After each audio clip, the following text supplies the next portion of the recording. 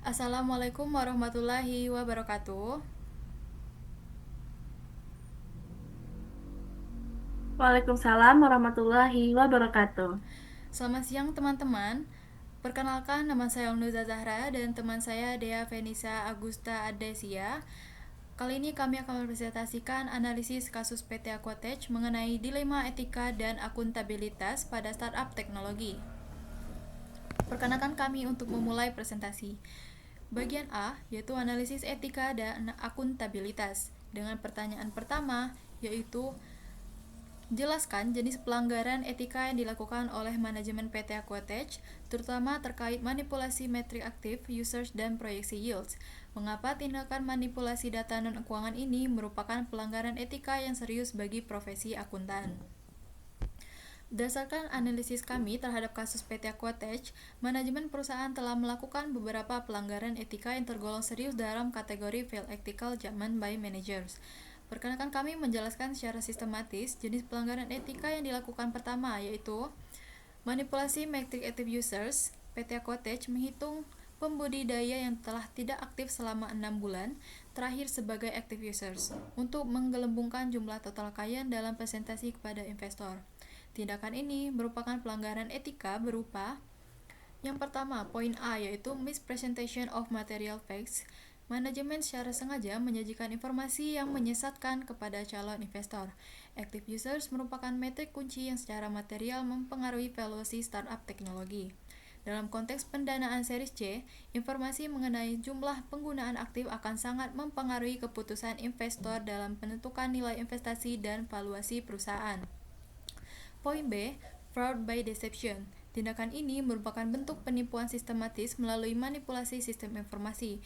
Ini bukan sekadar perbedaan interpretasi atau judgement yang berbeda, melainkan tindakan deliberatif untuk menyesatkan stakeholder merupakan modifikasi parameter sistem.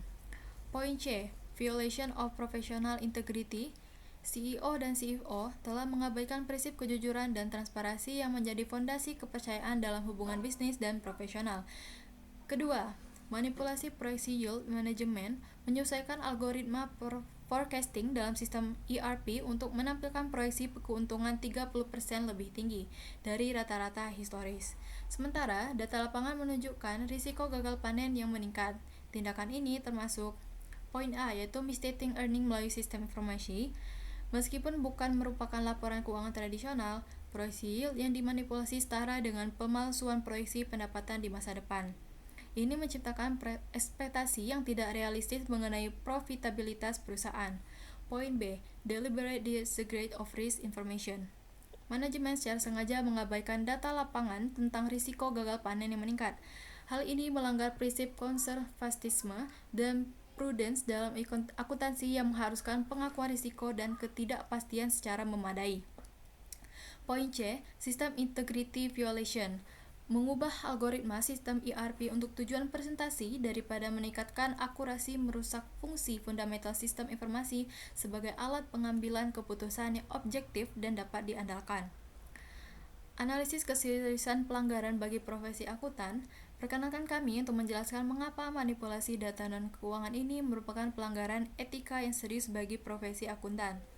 Yang pertama, yaitu data non-keuangan sebagai fondasi laporan keuangan modern dalam era transportasi digital. Metrik operasional seperti active users, customer acquisition rate, dan yield projection bukan lagi sekedar data pelengkap. Metrik-metrik ini merupakan leading indicators yang secara langsung mempengaruhi, yaitu proyeksi revenue masa depan, valuasi perusahaan menggunakan metode DCF, keputusan investigasi strategis assessment mengenai going concern perusahaan. Akuntan modern harus memahami bahwa integritas data operasional memiliki tingkat kepentingan yang setara dengan integritas data keuangan karena keduanya saling terkait dalam sistem integrated reporting. Yang kedua, yaitu konsep materiality dalam konteks startup teknologi. Untuk startup teknologi yang belum mencapai profitabilitas, metrik non-keuangan justru lebih material dibanding dengan angka laba atau rugi tradisional.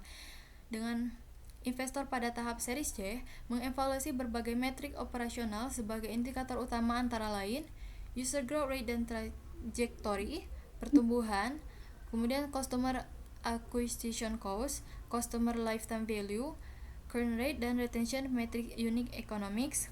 Oleh karena itu, manipulasi terhadap metrik-metrik ini secara langsung menyesatkan keputusan investasi yang dapat bernilai miliaran rupiah. Yang ketiga, cascading effect pada sistem pelaporan keuangan.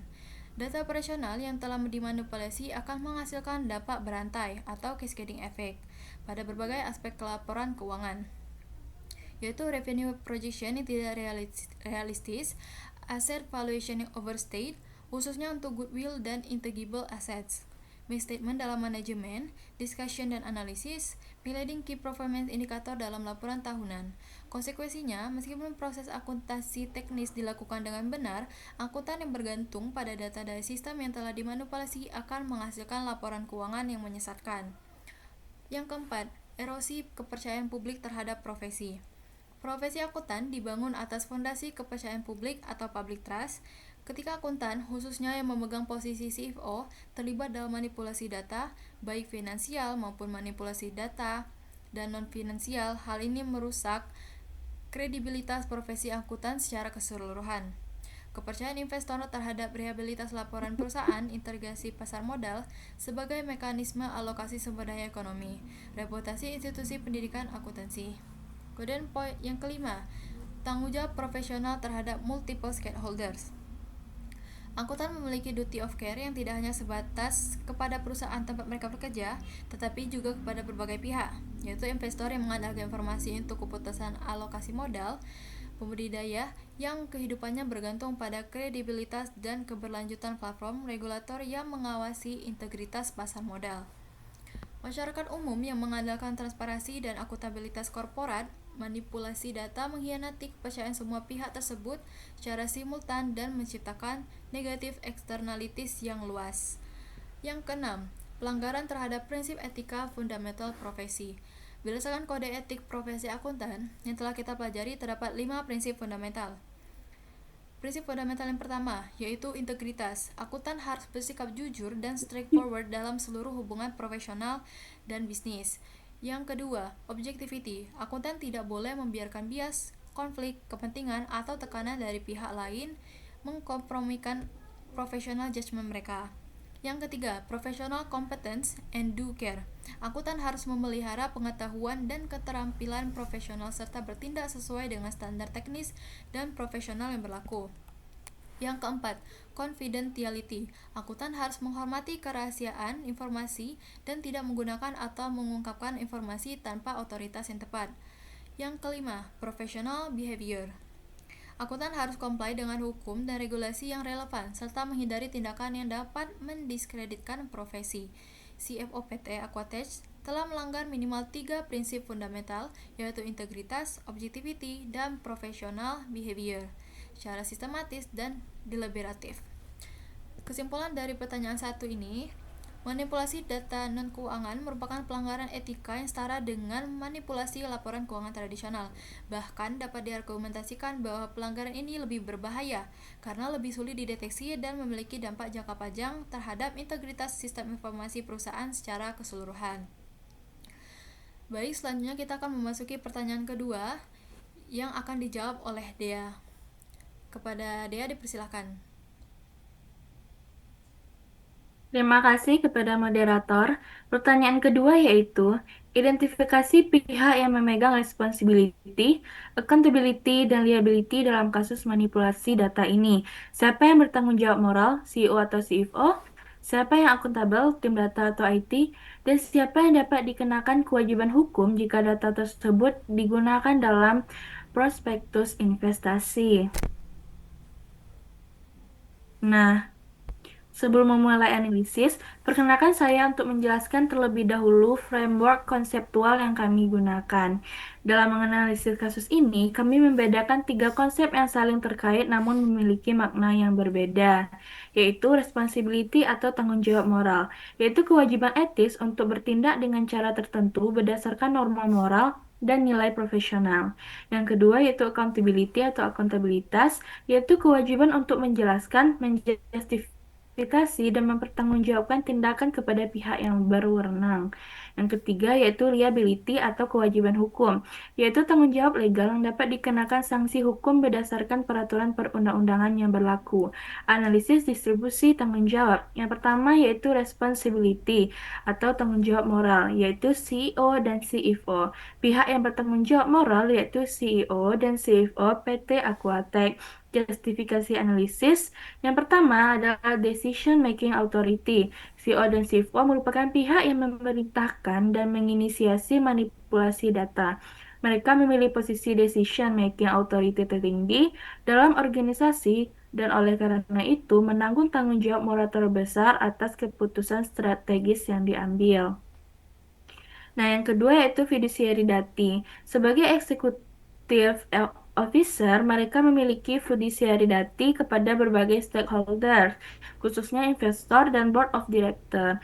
Fiduciary duty ini mencakup kewajiban untuk bertindak dengan good faith, menyajikan informasi secara jujur dan akurat, serta mengutamakan kepentingan stakeholders di atas kepentingan pribadi sehingga menghindari konflik of interest. Yang ketiga itu tone at the top. CEO dan CFO menetapkan tone at the top yang membentuk budaya etika dalam organisasi. Keputusan mereka untuk memanipulasi data menciptakan presiden yang masuk integritas organisasi secara keseluruhan dan dapat mendorong pelanggaran etika di tingkat operasional. Yang keempat yaitu positional power dan discretionary authority.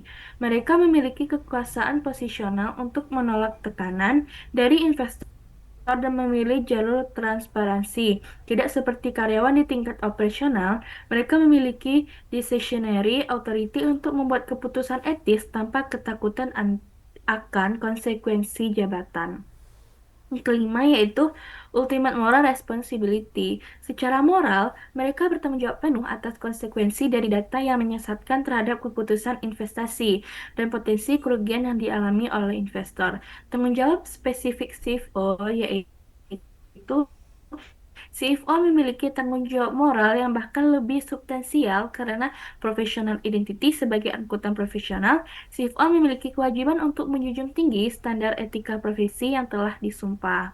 Nah, Guardian of Financial Integrity. Posisi CFO secara tradisional dipandang sebagai menjaga integritas informasi keuangan dan operasional perusahaan. Technical expertise. CFO memiliki pengetahuan teknis untuk memahami implikasi manipulasi data terhadap pelaporan dan decision making. Dua, loyalty conflict. CFO harus menyeimbangkan loyalitas kepada employer dan loyalitas kepada profesi dan public interest. Sifat tanggung jawab moral ini bersifat absolut dan tidak dapat didelegasikan.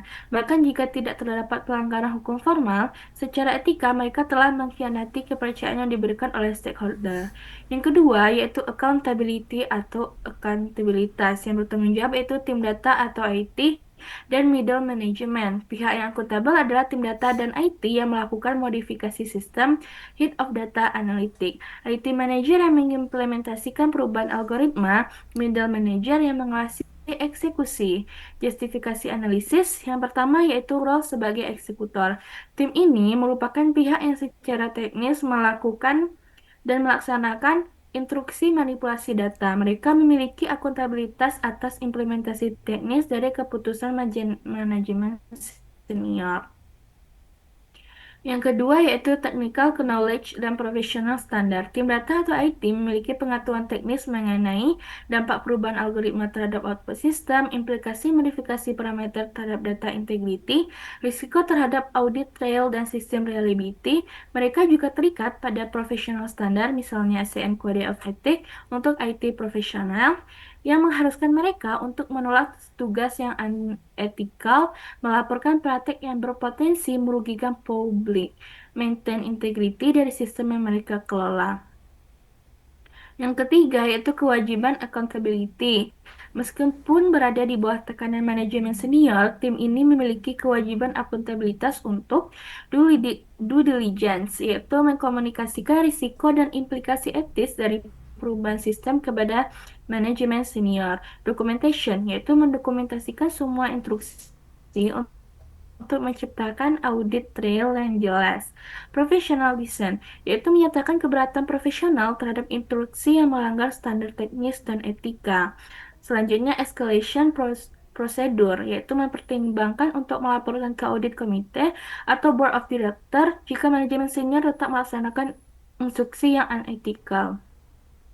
Selanjutnya, yaitu dilema etika yang dihadapi. Kami mengakui bahwa tim ini berada dalam situasi etikal dilema yang kompleks.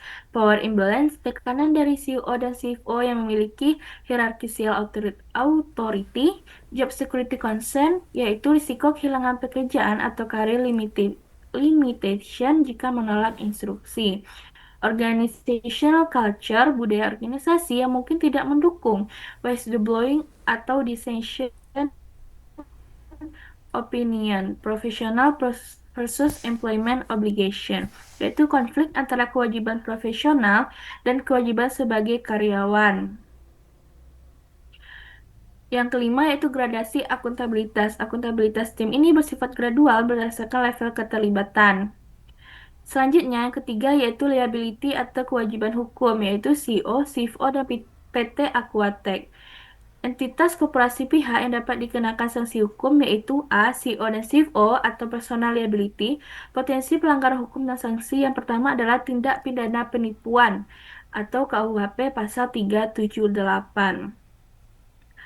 Aplikasinya contohnya CEO dan CFO memberikan informasi palsu dengan tujuan mendapatkan funding dari investor. Sanksinya berupa pidana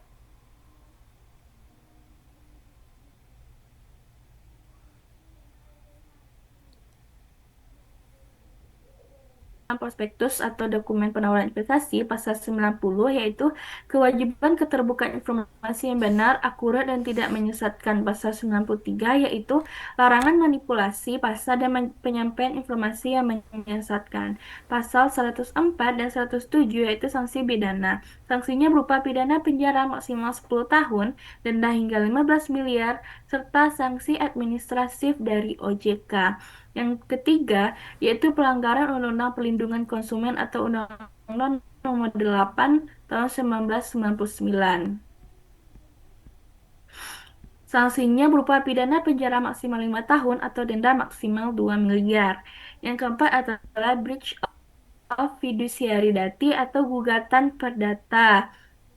Legal theory, aplikasi law, konsekuensinya berupa dapat digugat secara perdata oleh shareholder, ganti rugi atas kerugian yang diderita perusahaan atau shareholder, personal liability jika terbukti bertindak dengan gross negligence atau bad faith. Yang kelima yaitu pelanggaran Undang-Undang Informasi dan Transaksi Elektronik atau Undang-Undang IT. Pasal 35. Sanksinya pidana penjara maksimal 12 tahun dan atau denda maksimal 12 miliar. Bentar, boleh di-cut nggak? Bisa, bisa. Dah. Kemudian, PT Aquatech sebagai entitas korporasi atau corporate liability. Potensi pelanggaran dan sanksi yaitu yang pertama, corporate fraud dan criminal liability. Berdasarkan konsep pertanggungjawaban pidana korporasi dalam hukum Indonesia, legal basis yaitu KUHP pasal 59 dan berbagai undang-undang khusus mengakui korporasi sebagai subjek hukum pidana. Sanksi korporasi yaitu denda dengan pemberatan maksimal 3 kali denda untuk individu, pencabutan izin usaha tertentu, pencabutan seluruh izin usaha, perampasan aset, serta penutupan sebagian atau seluruh tempat usaha. Pembubaran korporasi. Yang kedua yaitu pelanggaran Undang-Undang Perlindungan Data. Ulang salah kan? Selanjutnya, yaitu PT Aquatech sebagai entitas korporasi atau corporate liability. Potensi pelanggaran dan sanksi yang pertama yaitu corporate fraud dan criminal liability. Berdasarkan konsep pertanggungjawaban pidana korporasi dalam hukum Indonesia, legal basis yaitu KUHP pasal 59 dan berbagai undang-undang khusus mengakui korporasi sebagai subjek hukum pidana. Sanksi korporasi yaitu denda dengan pemberatan maksimal 3 kali denda untuk individu, pencabutan izin usaha tertentu, pencabutan seluruh izin usaha, perampasan aset, penutupan sebagian atau seluruh tempat usaha, dan pembubaran korporasi. Yang kedua yaitu pelanggaran Undang-Undang Perlindungan Data Pribadi, yaitu Undang-Undang Nomor 27 Tahun 2022 terkait penjualan data pembudidaya tanpa persetujuan, Pasal 65, Pasal 67. Sanksi administratif yaitu berupa peringatan tertulis, penghentian sementara kegiatan pemrosesan data pribadi, penghapusan atau pemusnahan data pribadi, denda administratif hingga 2% dari pendapatan tahunan atau 50 miliar. Mana yang lebih tinggi? Sanksi pidana berupa penjara maksimal 6 tahun, denda maksimal 6 miliar, dan untuk korporasi denda maksimal 60 miliar. Yang ketiga yaitu sanksi dari Otoritas Jasa Keuangan atau OJK jika PT Aquatech terdaftar sebagai perusahaan fintech atau platform paylater PJOK tentang inovasi keuangan digital. Sanksinya yaitu pencabutan izin, denda administratif, dan pembatasan kegiatan usaha. Yang keempat yaitu securities fraud, yaitu jika relevan, jika perusahaan telah atau dalam proses IPO, yaitu mis misrepresentation dalam dokumen penawaran umum. Sanksinya berupa pembatalan pendaftaran, denda, dan pertanggungjawaban perdata kepada investor yang dirugikan. Kemudian, auditor eksternal atau contingent liability. Kondisinya, jika auditor eksternal terlibat atau gagal mendeteksi manipulasi, potensi liability-nya yaitu yang pertama, professional negligence. Legal theory, auditor memiliki duty of care kepada user of financial statement, standarnya yaitu failure to exercise. Kok bahasa Inggris semua? Auditor Auditor eksternal atau contingent liability, kondisi jika auditor eksternal terlibat atau gagal mendeteksi manipulasi. Potensi liability, yang pertama professional negligence, yang kedua gugatan dari investor. Biasanya investor yang menderita kerugian dapat menggugat auditor atas kelalaian profesional privasi of contract. Meskipun tidak ada kontrak langsung, court mengakui liability kepada reasonable foreseeable third parties. Yang ketiga yaitu sanksi profesional, yang yaitu IAPI, yaitu Ikatan Akuntan Publik Indonesia, peringatan, pembatasan praktik, pembekuan keanggotaan, pemberhentian keanggotaan, Kementerian Keuangan yaitu pembekuan izin praktik, pencabutan izin akuntan publik, skenario khusus yaitu penggunaan data dalam prospektus investasi series C. Jika data yang dimanipulasi digunakan dalam prospektus atau investment memorandum untuk series C, primary liability, CO dan CFO, tindakannya yaitu material mispresentation dalam dokumen investasi yang merupakan securities offering, charge securities fraud, sanksinya criminal prosecution dengan hukuman penjara dan denda sebesar secondary liability, PT Aquatech. Tindakannya yaitu corporate securities fraud, sanksinya denda korporasi, pembatasan kegiatan, potensial bangkrut, tertiary liability yaitu investment banker, legal counsel jika involved, basisnya yaitu aiding and abetting jika terbukti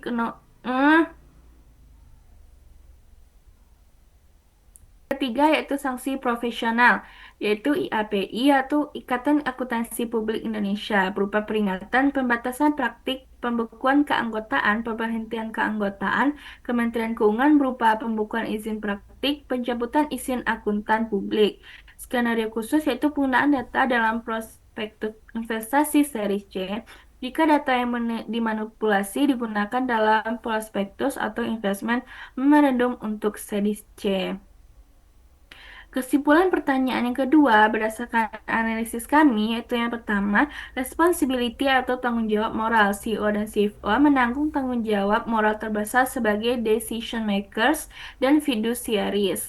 Yang kedua adalah accountability atau akuntabilitas. Tim data atau IT dan middle management akuntabel atas eksekusi teknis meskipun berada dalam dilema etika karena power imbalance.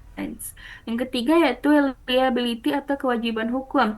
CEO, CFO atau personal liability, PT Aquatech, sanksi administratif, denda substansial, potensial dissolution, auditor atau contingent liability yaitu professional negligence jika involved. Yang paling penting, kasus ini menunjukkan bahwa tanggung jawab bersifat berlapis dan multidimensional. Tidak ada satu pihak yang dapat full escape responsibility, accountability, atau liability dalam sistem manipulasi yang sistematis seperti ini.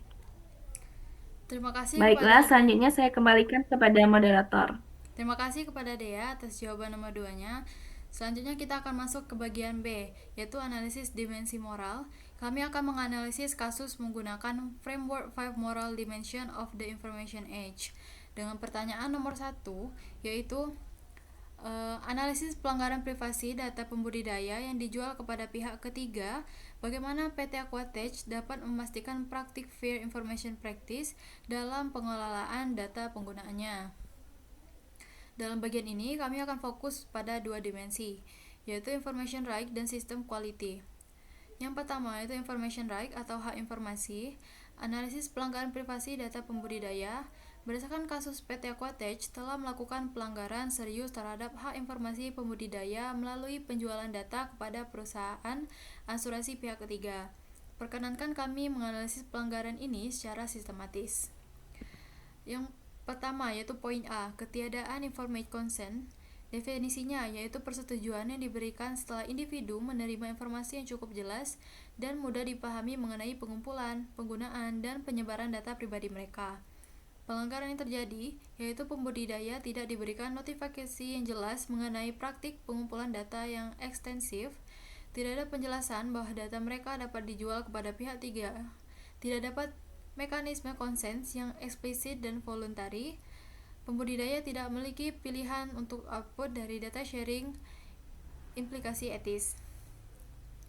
Ketiadaan informed consent merupakan pelanggaran terhadap otonomi dan self-determination individu. Pembudidaya kehilangan kontrol atas informasi pribadi mereka yang merupakan hak fundamental dalam era informasi. Poin B yaitu pseudonymization yang tidak memadai. Klaim perusahaan, data yang dijual adalah data agregat. Realistisnya, data tersebut mudah diidentifikasi. Analisisnya, yaitu meskipun PT Aquatech mengklaim bahwa data telah diagregasi, faktanya data tersebut masih memungkinkan identifikasi individu melalui cross-referencing, yaitu menggabungkan data agregat dengan data publik lainnya. Kemudian deaggregation techniques, yaitu teknik statistik untuk membalikan agregasi. Kemudian quasi-identifiers, yaitu kombinasi atribut yang secara unik mengidentifikasi individu. Ini merupakan pseudonymization failure yang melanggar prinsip autonomization dalam data protection.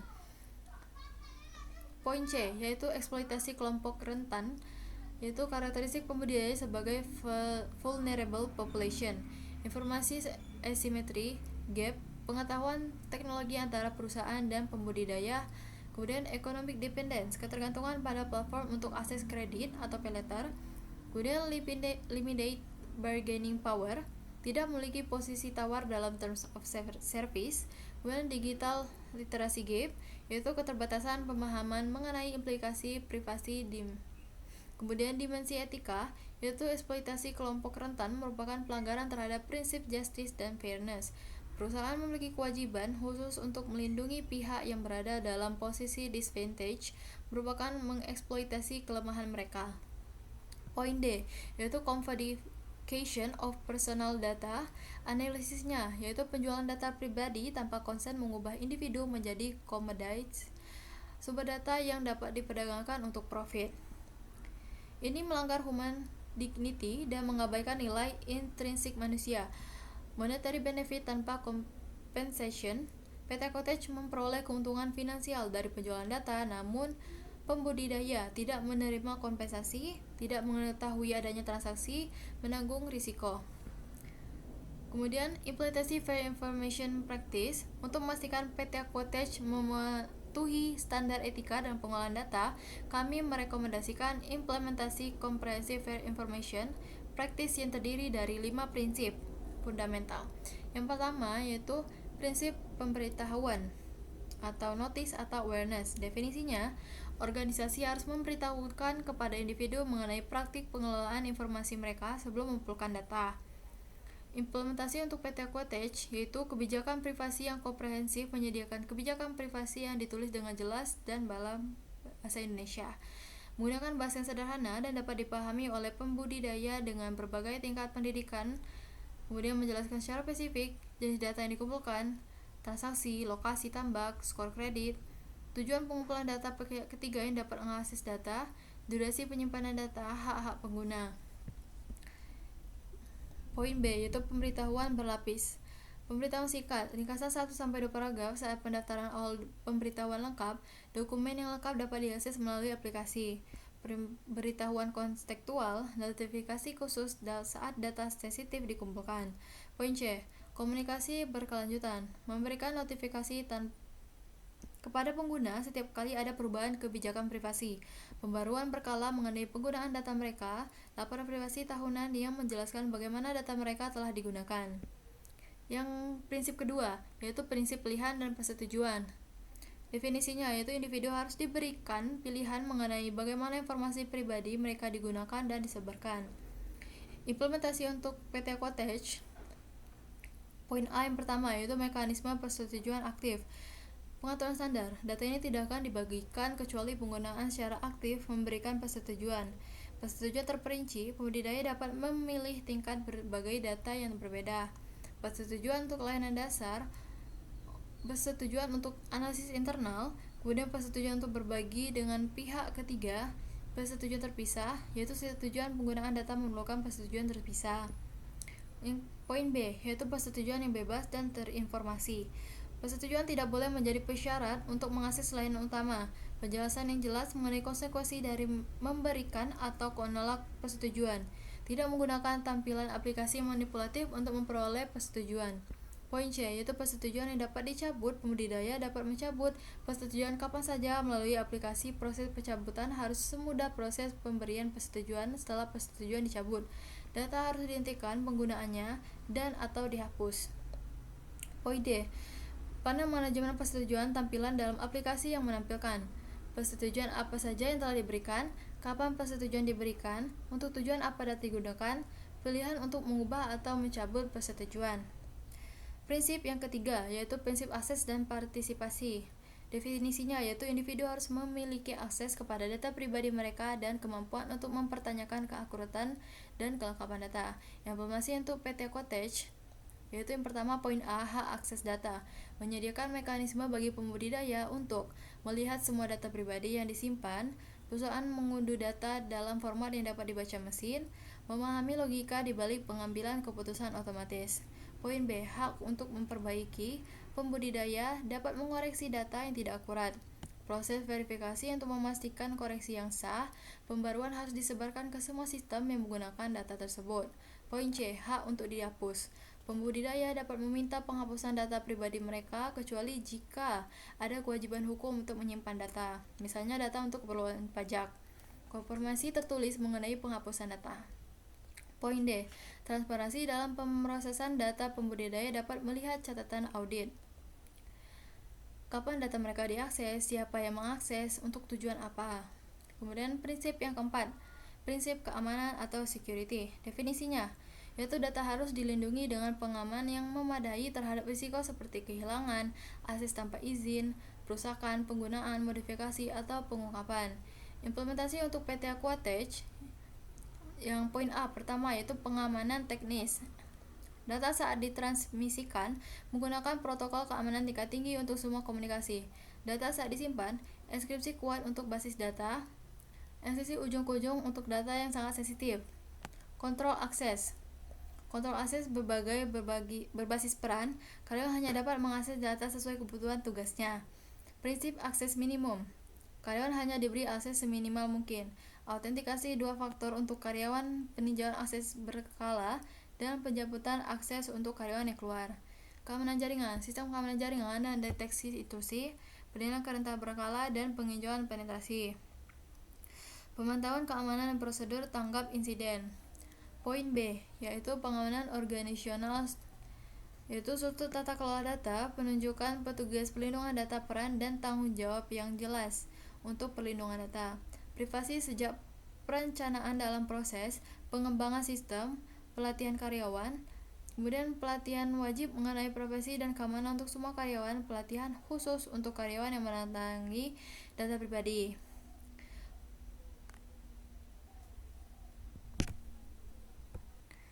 Bagian C, tanggap insiden, prosedur pemberitahuan pelanggaran, deteksi dan penilaian dalam 24 jam, pemberitahuan kepada individu yang terdampak dalam 72 jam. Pemberitahuan kepada regulator sesuai dengan UU Perlindungan Data Pribadi, tinjauan pasca insiden dan perbaikan. Prinsip kelima yaitu prinsip penegakan atau enforcement. Definisinya, harus ada mekanisme untuk menegakkan prinsip-prinsip FIP, baik melalui pengaturan sendiri, legislasi, atau kombinasi keduanya. Implementasi untuk PT Aquatech, poin A yaitu mekanisme penegakan internal. Tim kepatuhan privasi, independen dari unit bisnis, wewenang untuk menyelidiki pelanggaran, jalur pelaporan langsung pada Dewan Direksi, kemudian audit privasi berkala, yaitu ada audit internal setiap 3 bulan, audit pihak 3 tahunan oleh profesional privasi bersertifikat, temuan audit harus dilaporkan kepada Dewan Direksi dan regulator. Tindakan disiplin, konsekuensi yang jelas untuk pelanggaran privasi, sanksi bertingkat, yaitu peringatan, kemudian penaguhan, kemudian pemutusan hubungan kerja. Kebijakan tanpa toleransi untuk pelanggaran yang disengaja. Poin B, penegakan eksternal dan akuntabilitas, kepatuhan regulasi. Kepatuhan terhadap UU Perlindungan Data Pribadi, UU 27 nomor tahun 2022, pendaftaran dengan otoritas yang ditunjuk, kerjasama dengan investigasi regulasi mekanisme keluhan pengguna, saluran keluhan yang mudah diakses dalam aplikasi, petugas keluhan privasi khusus, komitmen waktu respon, misalnya 7 hari kerja, jalur eskalasi jika tidak puas dengan penyelesaian. Pelaporan transparansi tahunan mengenai jumlah permintaan data dari pemerintah, jumlah keluhan pengguna, jumlah pelanggaran data, tindakan yang diambil untuk meningkatkan privasi. Poin C, upaya hukum. Pembudidaya harus diberitahu mengenai hak untuk mengajukan keluhan kepada regulator, hak untuk mencari upaya hukum melalui pengadilan, ketersediaan penyelesaian sengketa alternatif.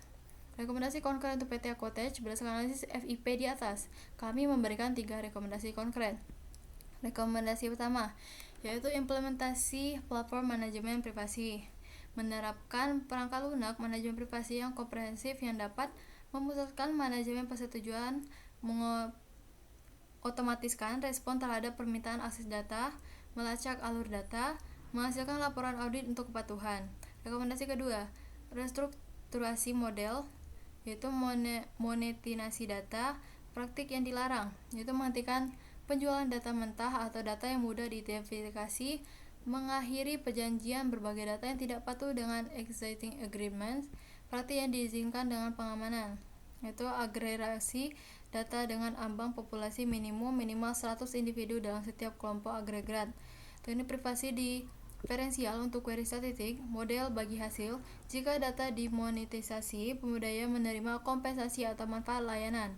Rekomendasi ketiga, pembentukan Dewan Penasehat Privasi. Komposisinya, ahli privasi eksternal, perwakilan dari komunitas pembudidaya, penasihat hukum yang mengkhususkan diri dalam perlindungan data, ketua independen. Kemudian fungsinya, meninjau dan menyetujui proposal berbagai data, melakukan penilaian dampak privasi yang untuk fitur baru, berfungsi sebagai titik eskalasi untuk masalah privasi yang kompleks, evaluasi program privasi tahunan. Selanjutnya kita masuk ke pertanyaan 2 yang akan dijawabkan oleh Dea. Kepada Dea dipersilakan. Baik, terima kasih kepada moderator. Pertanyaannya yaitu, jelaskan dampak dari penyesuaian algoritma forecasting terhadap integritas dan keandalan sistem informasi PT Aquatech. Bagaimana hal ini melemahkan standar kualitas data yang harus dijunjung tinggi dalam akuntansi? Nah, dampak terhadap integritas dan keandalan sistem informasi, penyesuaian algoritma forecasting yang dilakukan PT Aquatech untuk menunjukkan proyeksi keuntungan 30% lebih tinggi dari rata-rata historis memiliki dampak yang sangat serius terhadap integritas dan keandalan sistem informasi ERP mereka. Yang pertama, yaitu kehilangan integritas data atau data integrity. Integritas data mengacu pada akurasi, konsistensi, dan keandalan data sepanjang siklus hidupnya. Ketika algoritma forecasting dimanipulasi, sistem ERP tidak lagi mencerminkan realitas operasional yang sebenarnya. Ini menciptakan beberapa masalah kritis, di antaranya yang pertama, disconnect antara data dan realitas. Proyeksi yield yang digabungkan 30% tidak mencerminkan kondisi lapangan yang menunjukkan risiko gagal panen meningkat. Ini berarti sistem menghasilkan informasi yang misleading dan tidak dapat diandalkan untuk pengambilan keputusan bisnis yang sound. Yang kedua yaitu cascading effect pada sistem terintegrasi. Dalam sistem ERP, data forecasting biasanya terintegrasi dengan modul lain seperti inventory management, financial planning, cash flow projection, dan risk assessment. Ketika input forecasting sudah salah, semua output downstream juga menjadi tidak akurat, menciptakan corruption sistematis dalam seluruh sistem informasi perusahaan. Selanjutnya yaitu loss of audit trail integrity. Jika manipulasi dilakukan di level algoritma, audit trail menjadi tidak bermakna karena sistem secara otomatis menghasilkan data yang sudah terdistorsi. Ini mempersulit deteksi fraud yang membuat sistem kontrol internal menjadi tidak efektif. Dampak yang kedua yaitu kerusakan keandalan sistem atau sistem kerusakan keandalan sistem atau sistem reliability. Keandalan sistem mengacu pada kemampuan sistem untuk berfungsi secara konsisten dan menghasilkan output yang dapat dipercaya. Manipulasi algoritma menghancurkan keandalan ini. Di antaranya yaitu sistem tidak dapat dipercaya untuk decision making, manajemen investor dan stakeholder lain tidak dapat lagi mengandalkan output sistem ERP untuk membuat keputusan yang strategis.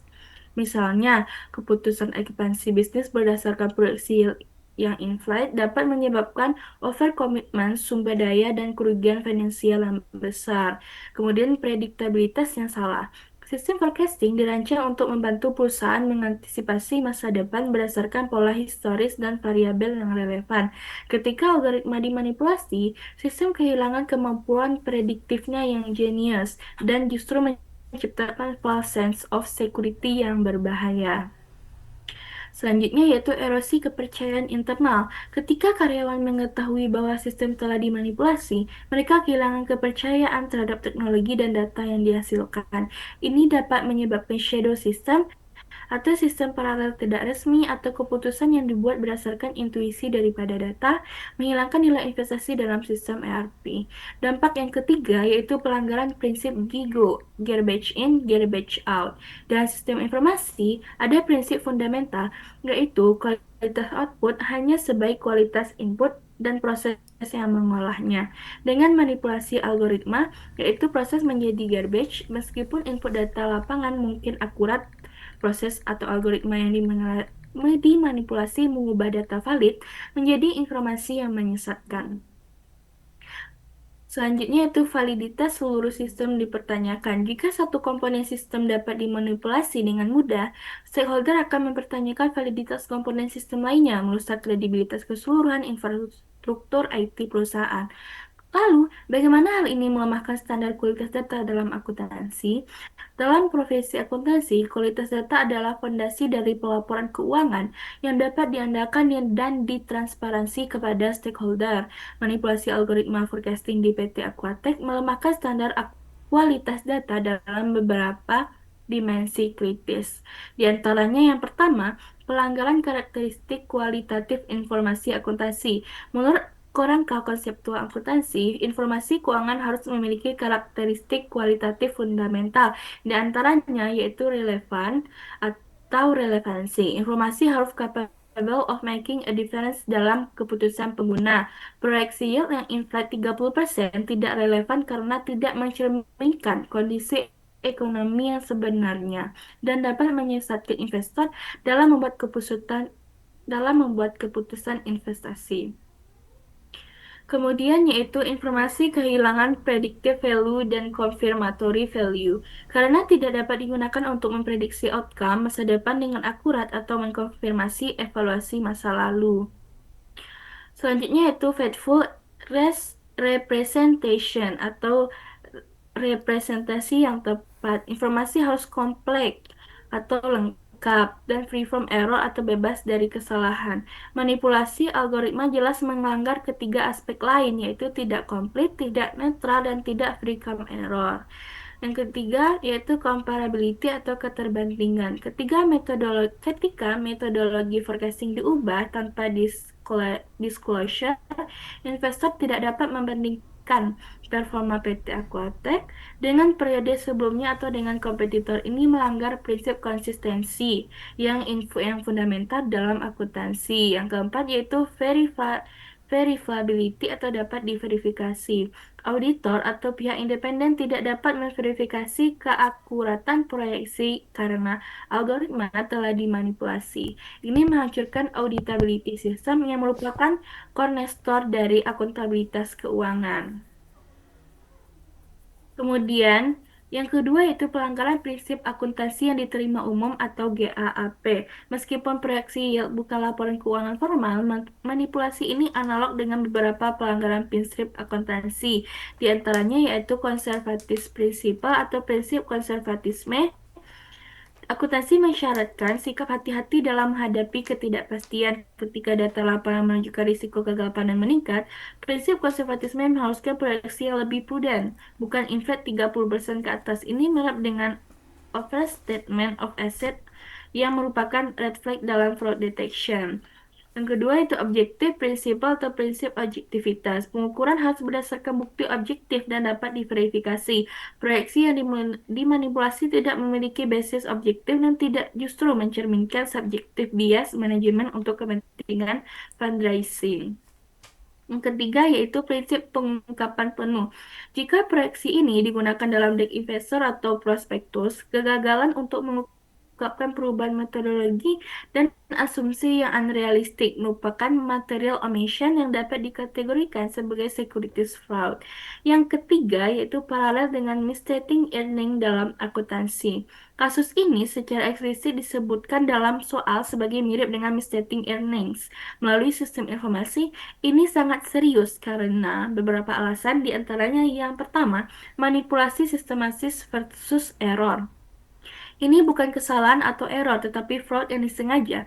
Dalam akuntansi forensik, intent to deceive adalah elemen kunci yang membedakan fraud dari mistake. Kemudian manajemen override of control, CEO dan CFO menekan tim IT atau data untuk memanipulasi sistem adalah salah satu fraud risk factor paling signifikan dalam audit.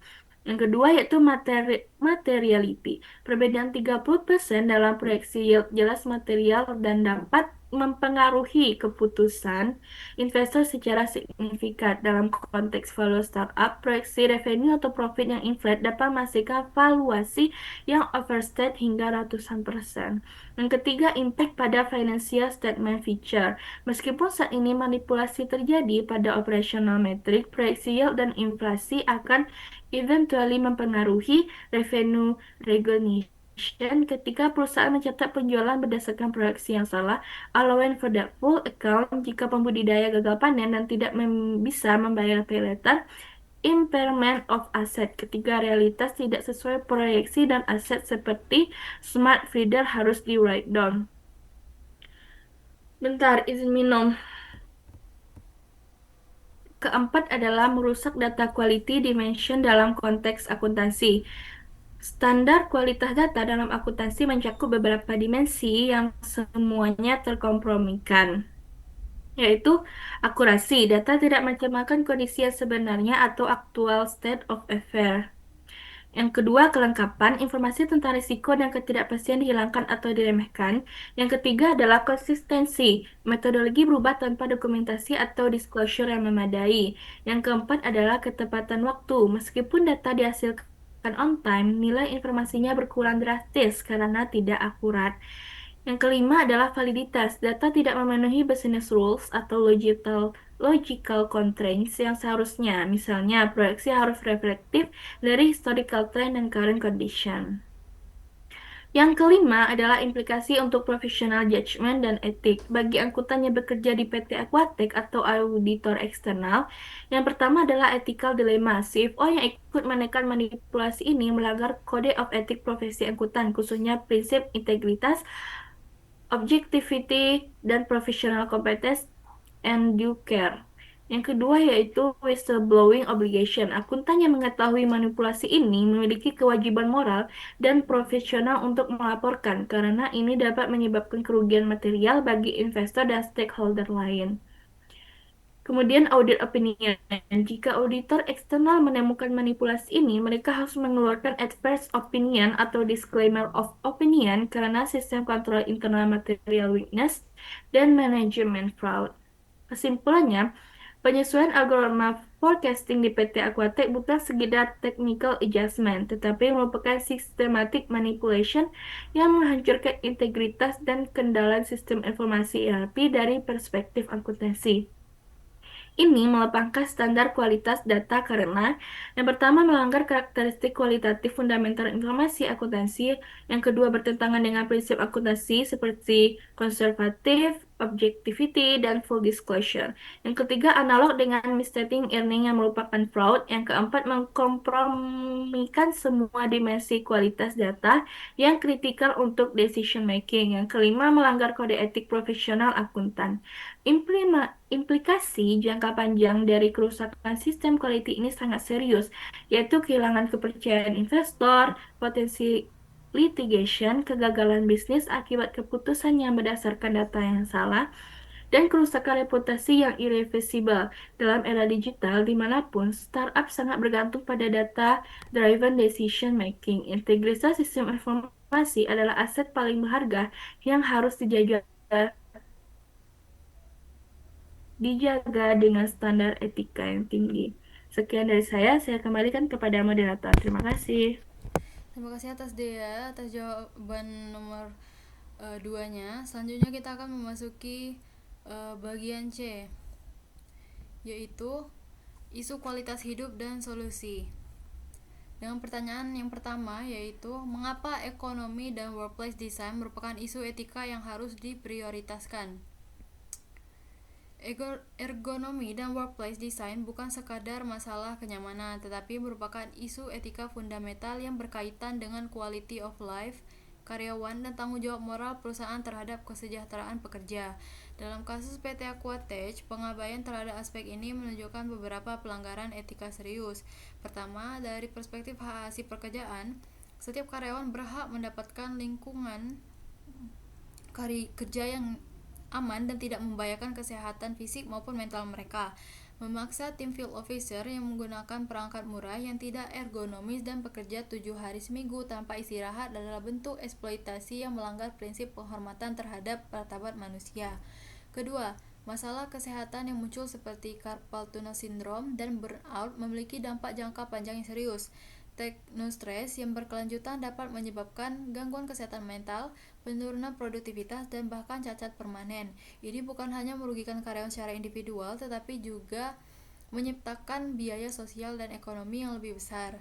Ketiga, dalam konteks etika bisnis, perusahaan memiliki kewajiban stakeholder yang melampaui sekadar profit. Karyawan adalah aset terpenting perusahaan dan mengabaikan kesejahteraan mereka demi mengejar target pertumbuhan yang agresif mencerminkan ulterior approach yang cacat, mengorbankan kesejahteraan sedikit orang demi kepentingan finansial perusahaan. Keempat, dari sudut pandang keberlanjutan bisnis, karyawan mengalami burnout dan masalah kesehatan akan menghasilkan kualitas kerja yang buruk, tingkat turnover yang tinggi, dan risiko legal terkait kompensasi kerja. Ini pada akhirnya kontraproduktif terhadap tujuan pertumbuhan yang ingin dicapai PT Aquatech. Perusahaan teknologi harus memahami bahwa investasi dalam ergonomi dan kesejahteraan karyawan adalah investasi jangka panjang yang akan meningkatkan produktivitas, loyalitas, dan reputasi perusahaan. Semuanya kritikal untuk kesuksesan berkelanjutan. Selanjutnya untuk pertanyaan nomor 2 dilanjutkan kepada Dea. Kepada Dea dipersilakan. Baik, terima kasih. Pertanyaan nomor 2 yaitu sebagai tim audit atau konsultan internal, berikan 3 rekomendasi kebijakan yang konkret untuk PT Aquatech guna memitigasi risiko etika di masa depan, mencakup tata kelola data dan transparansi dan kesejahteraan karyawan atau quality of life.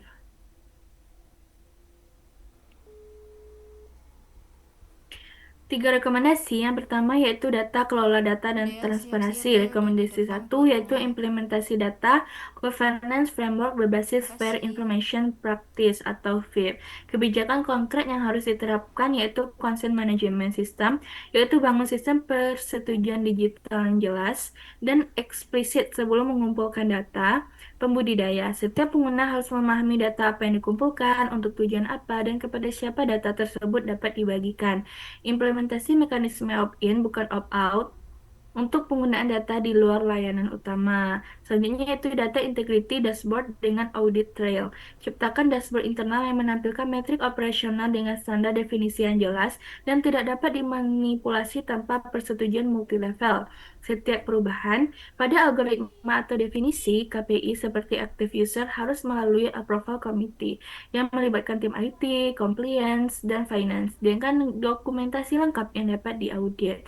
Ya, kemudian transparansi kepada investor. Wajibkan disclosure lengkap mengenai metodologi perhitungan KPI dalam semua materi investor serta catatan kaki yang menjelaskan definisi active user.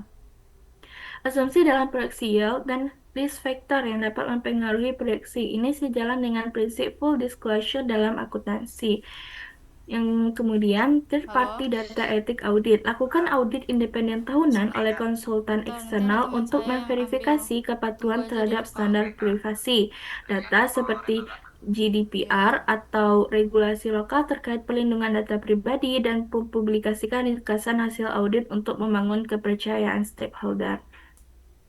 Manfaatnya yaitu meningkatkan kredibilitas di mata investor yang sophisticated, mengurangi risiko legal terkait misrepresentation, dan membangun kepercayaan jangka panjang dengan pengguna atau pembudidaya.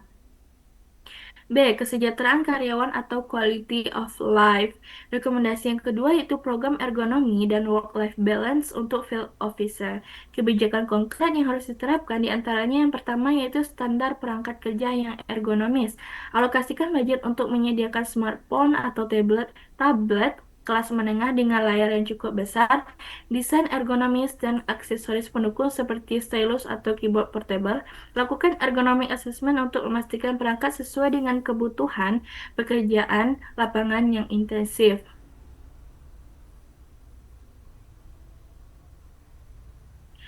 Selanjutnya itu kebijakan hari kerja yang manusiawi. Terapkan jadwal kerja maksimal 6 hari per minggu dengan 1 hari libur. Implementasikan sistem rotasi shift atau pembatasan jam kerja maksimal 10 jam per hari untuk mencegah burnout. Berikan kompensasi overtime yang adil untuk kerja jam tambahan. Health dan Wellness Program. Sediakan asuransi kesehatan yang mencakup treatment untuk carpal tunnel syndrome dan kondisi terkait pekerjaan lainnya. Adakan workshop rutin tentang teknik kerja yang ergonomis, stretching exercise, dan manajemen stres. Berikan akses ke konseling psikologis untuk mengatasi teknostres. Terakhir yaitu performance metric yang performance metrics yang realistis. Review dan sesuaikan target onboarding pembudidaya agar realistis dan tidak memaksakan karyawan bekerja dalam kondisi yang tidak sehat. Bentar. Ganti sistem target yang kuantitatif dengan balance score yang juga mempertimbangkan kualitas interaksi dengan pembudidaya dan kesejahteraan karyawan. Manfaatnya yaitu mengurangi tingkat turnover, meningkatkan produktivitas jangka panjang, menghindari risiko legal terkait workplace injury, dan menciptakan budaya kerja yang suitable. Rekomendasi yang ketiga itu pembentukan etik committee dan whistleblower protection system. Kebijakan konkret yang harus diterapkan diantaranya itu independent ethic committee, bentuk komite etika yang terdiri dari anggota independen, perwakilan karyawan, dan external advisor, misalnya akademis atau praktisi etika bisnis. Komite ini memiliki wewenang untuk mereview keputusan bisnis yang berpotensi melanggar etika, termasuk praktik data manipulation atau workplace policy yang merugikan karyawan. Whistleblower hotline yang anonim. Ciptakan saluran pelaporan yang aman dan anonim, misalnya melalui third-party platform di mana karyawan dapat melaporkan praktik tidak etis tanpa takut retaliasi. Jamin perlindungan hukum dan karir bagi whistleblower yang melaporkan dengan itikat baik. Selanjutnya yaitu mandatory ethic training. Wajibkan pelatihan etika bisnis dan compliance tahunan untuk semua level manajemen, khususnya CEO, CFO, dan tim yang menangani data. Training harus mencakup case studies tentang konsekuensi manipulasi data dan pelanggaran privasi serta best practice dalam balance ground. Terakhir yaitu kode of conduct yang mengikat. Revisi dan perkuat kode of conduct perusahaan dengan sanksi yang jelas untuk pelanggaran etika termasuk data manipulation yang, dan pengabaian kesejahteraan karyawan. CEO dan C-level eksekutif harus menandatangani annual certification yang menyatakan kepatuhan mereka terhadap Code of Conduct. Manfaatnya yaitu menciptakan sistem check and balance internal, membangun budaya integritas dari top manajemen, dan memberikan early warning system terhadap praktik tidak etis sebelum berkembang menjadi skandal yang merusak reputasi perusahaan. Kesimpulannya, yaitu ketiga rekomendasi di atas saling melengkapi dalam membangun ekosistem bisnis yang etis dan sustainable di PT Aquatech. Tata kelola data transparan akan melindungi hak pembudidaya dan kredibilitas perusahaan di mata investor. Program kesejahteraan karyawan akan memastikan produktivitas jangka panjang dan menghindari exploitation, sementara etik, komite, dan whistleblower system akan menciptakan mekanisme pengawasan internal yang efektif. Penting untuk dipahami bahwa pertumbuhan yang sehat dan sustainable tidak dapat dicapai dengan mengorbankan integritas data, privasi pengguna, atau kesejahteraan karyawan. Perusahaan startup yang ingin bertahan dalam jangka panjang harus membangun fondasi etika yang kuat sejak awal, karena kehilangan kepercayaan stakeholder jauh lebih mahal daripada investasi dalam praktik bisnis yang bertanggung jawab. Sekian dari saya, terima kasih. Bentar. Sekian dari penjelasan kami. Untuk penutup presentasi ini, kami terima kasih kepada teman-teman. Perkenankan kami menyimpulkan presentasi kami, ringkasan kasus PT Aquatech.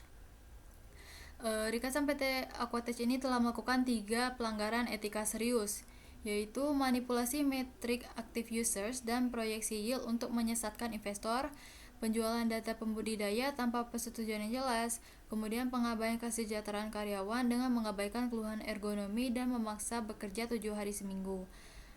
Kesimpulan analisis kami, yang bagian A, yaitu etika dan akuntabilitas. Manipulasi data non-keuangan sama seriusnya dengan manipulasi laporan keuangan karena mempengaruhi keputusan material investor. CEO dan CFO memiliki tanggung jawab moral terbesar. Tim data atau IT akuntabel atas eksekusi semua pihak dapat dikenakan kewajiban hukum sesuai peran mereka. Bagian B, dimensi moral. Pelanggaran information right dapat dimitigasi dengan implementasi Comprehensive Fair Information Practice. Manipulasi algoritma merusak integritas sistem dan melanggar semua 5 standar kualitas data dalam akuntansi. Bagian C, kualitas hidup.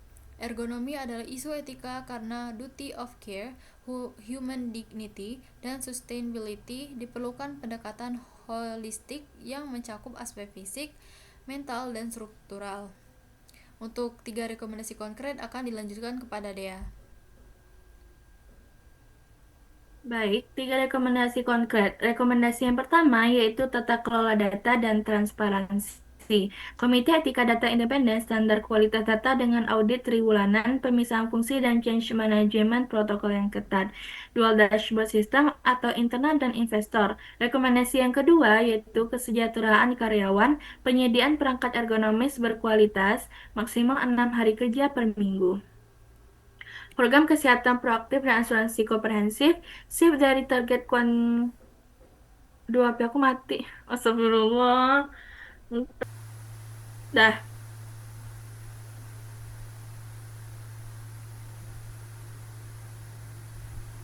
3 rekomendasi konkret. Rekomendasi yang pertama yaitu mana ya anjing? Astagfirullah. Kedengaran nggak nyanyi India di situ? Nggak, oke. Selanjutnya yaitu 3 rekomendasi konkret. Rekomendasi yang pertama yaitu tata kelola data dan transparansi, Komite Etika Data Independen, standar kualitas data dengan audit triwulanan, pemisahan fungsi dan change management protokol yang ketat. Dan rekomendasi yang kedua yaitu kesejahteraan karyawan, penyediaan perangkat ergonomis berkualitas, maksimal 6 hari kerja per minggu, program kesehatan proaktif dan asuransi komprehensif, shift dari target kuantitas ke kualitas, rotasi tugas dan feedback anonim. Rekomendasi yang ketiga yaitu integrasi dan governance. Struktur governance di tingkat dewan direksi, chief ethic officer yang independen, sistem monitoring dengan KPI etika, budidaya etika melalui pelatihan berkelanjutan, transparansi dan akuntabilitas publik. Pesan penutupnya yaitu kasus PT Aquatech menunjukkan bahwa dalam era digital, tekanan untuk grow tidak boleh mengkompromikan integritas data dan kesejahteraan manusia. Akuntan profesional memiliki peran krusial sebagai guardian of integrity dalam sistem informasi perusahaan. Etika bukan hanya tentang compliance, tetapi tentang membangun kepercayaan jangka panjang dengan semua stakeholder. Perusahaan yang mengutamakan etika akan lebih sustainable dan sukses dalam jangka panjang. Sekian presentasi dari kelompok kami. Terima kasih atas perhatiannya. Wassalamualaikum warahmatullahi Wassalamualaikum wabarakatuh. warahmatullahi wabarakatuh.